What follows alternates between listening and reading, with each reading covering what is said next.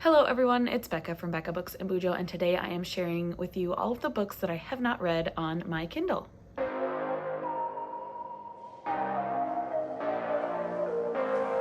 So I'm doing this series here on YouTube that I'm sharing all of the books on my physical shelves, and I thought Kindle books counted in there because they're books that I own, just electronically. And so I'm going to share all of those titles with you. There are 37 books on my Kindle that I haven't read, that I own, and I hardly even knew I had some of these on my Kindle when I went back and looked. So I am going to quickly go through these titles in alphabetical order, tell you the name of the book, the author, and then just one quick short blurb about it because there's a lot of books and so we have a lot to get through. I'll also pop a picture of them right up here so you can see the cover. The first book I have on my Kindle that I haven't read is Anne of Green Gables by L.M. Montgomery. This is a much-loved classic that explores all of the vulnerability, expectations, and dreams of a child growing up, and is also a wonderful portrait of a time, a place, a family, and most of all, love. Then we have The Astronaut and the Star by Jen Comfort. And this is about a lady astronaut whose primary goal is to be the first woman on the moon. And after a big scandal to get back into NASA's good graces, she is tasked to train a Hollywood action hero to be an astronaut. Next is The Candid Life of Meena Dave by Namrata Patel. In this one, a woman embarks on an unexpected journey into her past in an engrossing novel about identity, family secrets, and rediscovering the need to belong. Next, Child of Mist by Kathleen Morgan. In the harsh Scottish Highlands of 1565, superstition and treachery threaten a truce between rival clans. It's a weak truce at first, bound only by an arranged engagement between Anne McGregor and Niall Campbell, the heirs of the feuding families. This one got me intrigued because it sounds like Outlander. So that's a Child of the Mist. Next is a nonfiction, Common Ground, talking about gun violence in America by Donald V. Gaffney. This book explores questions that are brought up every time a shooting makes national headlines. Is the problem guns or mental health? Why is the United States unique in its gun violence problem? Can we reduce this violence while protecting the right to bear arms? Next is a classic, Emma by Jane Austen. Emma Woodhouse is one of Austen's most captivating and vivid characters. Beautiful, spoiled, vain, and irrepressibly witty, Emma organizes the lives of the inhabitants of her sleepy little village and plays matchmaker with devastating effect. Next, we have a new adult, Finding Cinderella by Colleen Hoover. It is an insta-love romance novella based on the classic Cinderella story. Then we have Half in Shadow by Gemma Liviero. It is an unforgettable novel about courage, love, and consequences at the dawn of World War I in German-occupied Belgium. Next is Happy is on Hiatus by A.C. Arthur. Sisterhood is the secret weapon for two women at a crossroads in a big-hearted, multi-generational novel about family, forgiveness, and fresh starts. Next is A Harvest of Secrets by Roland Marullo. This is a sweeping novel of love, resistance, and courage set against the backdrop of World War II Italy. Then I have The Hazelwood by Melissa Albert. This is kind of like Alice in Wonderland, where a girl travels into her author grandmother's supernatural fictional world to save her mother.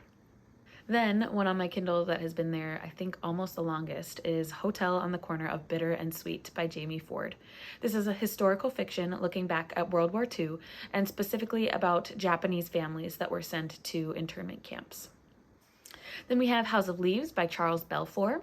This is set in 1886 New York, and a respectable architect owes a debt to a gang of thieves and killers. So it kind of sounds like a historical thriller, if that's a genre. Next is I Choose You by Gail Curtis. 30 years ago, Elise and Nathaniel shared a horrific trauma that united them in grief. Now, grown up and married with a young family, they feel their worst nightmares are behind them until the day their daughter is abducted and murdered. Whoa. That sounds crazy. Next is In an Instant by Suzanne Redfern. Life is over in an instant for 16-year-old Finn Miller when a devastating car accident tumbles her and 10 others over the side of a mountain. Suspended between worlds, she watches helplessly as those she loves struggle to survive. Next is In the Dark by Lorith Ann White. This sounds almost like One by One by Ruth Ware. 8 people take a luxury vacation at a secluded wilderness spa, and nothing is what they were led to believe when they went on this trip. As a fierce storm barrels down and all contact with the outside is cut off, the guests fear that it is not a getaway. It's actually a trap. Next is Into the Sound by Kara Renard. During a superstorm, Holly Boswell receives a panicked call from her sister, Vivian. "Come get me. There's somebody coming." But when Holly arrives at a Long Island marina, there's only her sister's abandoned car, and Vivian is gone. I have a lot of thrillers on here, and I have a lot of historical fictions on my Kindle. I must have been going through a phase when I bought all of these books on my Kindle, because none of these I've bought recently, or some of them I've gotten from Amazon Choice. Anyway, getting back to the list, we have The Keeper of Happy Endings by Barbara Davis. This follows an owner of a bridal shop in Paris that has to close during World War II. Another thriller, we have A Killer's Mind by Mike Omer. The story itself is about a serial killer who embalms his victims after stabbing and strangling them. It's gory and chilling, to say the least. But the ensuing investigation carried out by a forensic psychologist and FBI agent is exciting and downright scary. Next is Little Sister by Giles O'Brien. Little Sister has vanished. The prototype device, real name IPD-400, has powers of surveillance that governments and terrorist organizations would kill for. They might yet. Then we have 2 by Susan Kiernan Lewis. We have Murder in the South of France and Murder in Axe. So these are Maggie Newberry mysteries. Murder in the South of France is the first in the series. When her long-missing sister ends up dead in Maggie's trendy Atlanta condo, Maggie finds herself flying to the south of France to find the little niece that up until then no one in the family even knew existed. And then Murder in Axe is just a continuation of the Maggie Newberry mysteries. It's number 5. Not sure why I got the 5th one and not any of the others, but doesn't matter. I have number 1 and number 5. Next is The Magic Strings of Frankie Presto by Mitch Albom. Mitch Albom creates a magical world through his love of music in this remarkable novel about the power of talent to change our lives. This is an epic story of Frankie Presto, who is the greatest guitar player who has ever lived, and the 6 lives he changed with his 6 magical blue strings. Next is Manhattan Lockdown by Paul Batista. Terrorist bombs go off in the Metropolitan Museum of Art, and we follow along for the story. Then we have The Missing Sister by Elle Mar. In Paris, our main character's twin sister has vanished, leaving behind 3 chilling words: trust no one. Then we have a more recent release by Margaret Atwood called My Evil Mother. This is about a teenage girl in the 1950s whose mom may or may not be a witch. Then we have My Name is Memory by Anne Bracheris, who wrote The Sisterhood of the Traveling Pants books. So we have Daniel, who has spent centuries falling in love with the same girl. Life after life, crossing continents and dynasties, he and Sophia have been drawn together, and he remembers it all, but Sophia does not. So this sounds like a love story that crosses continents, centuries, and lifetimes. Next, I have The Night Burns Bright by Ross Barkin. In this coming-of-age thriller, a 12-year-old boy's spark of courage to question the harmonious wooded commune he calls home may burn down more than just his own illusions. Then we have The Oceanography of the Moon by Glendy Vanderaa. This is a heartfelt novel of shedding secrets, facing the past, and embracing the magic of love and family.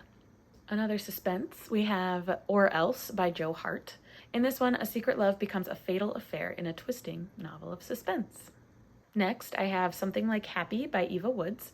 With wry wit and boundless heart, Eva Woods delivers an unforgettable tale of celebrating triumphs, great and small, seizing the day, and always remembering to live in the moment. Next is Such a Beautiful Thing to Behold by Umar Turaki. An inexplicable sickness, a small town cut off from the world. An unexpected community of survivors forges a family out of the despair, struggling against things known and unknown for survival and hope. Next is Sweetwater by Kara Renard. I have another Kara Renard on here. Yeah, this author also wrote Into the Sound that I mentioned earlier. In this one, I'm just going to read, what did her son do in the woods last night? And does a mother really want to know? Interesting. Next is Thief River Falls by Brian Freeman. Harrowing loss, psychological trauma, and a deadly mystery test the human will to survive in this electrifying novel. We're getting close. We're on the V's. Next is The Venice Sketchbook by Rhys Bowen. Love and secrets collide in Venice during World War II in an enthralling novel of brief encounters and lasting romance. Sounds like my kind of historical fiction. Second to last, we have What Happened at the Lake by Phil M. Williams. They went on vacation, and not everyone made it back. Evil incarnate and a brutal double murder shifted this main character's focus from wants to needs. He needed to help his family, or needed to keep his family safe. He needed to find her. He needed to know what happened at the lake. And lastly, we have Z by Therese Ann Fowler, and this is a dazzling novel that captures all of the romance, glamour, and tragedy of the first flapper, Zelda Fitzgerald, also the wife of F. Scott Fitzgerald. There we have it, the 37 unread books on my Kindle. I'm doing this series where I share all of my unread books on my physical TBR, or ebook TBR, and I would love it if you would comment down below which of these books I should prioritize. I am going to add a prompt on my deck of TBR game where I let the viewers decide which book I choose from certain shelves or certain genres of books that I have on my physical TBR, and I would love it if you would give me a recommendation. So let's chat down below. Give this video a thumbs up if you liked it. Consider subscribing to my channel if you want to see more bookish and bullet journaling content from me, and I will see you in the next one. Bye.